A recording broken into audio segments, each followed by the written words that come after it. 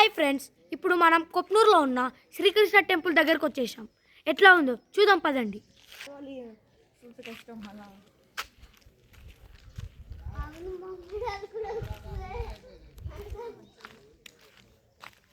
ఇది ఉట్టి కొట్టే చూడు.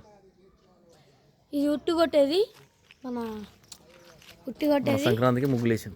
సంక్రాంతికి వేసిన ముగ్గులు ఇవి. మొన్న రంగోలీ కాంపిటీషన్ అది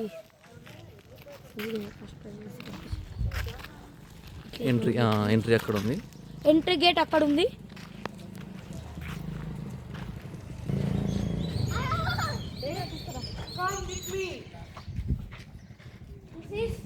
ఇది గంటస్తంభం అంటే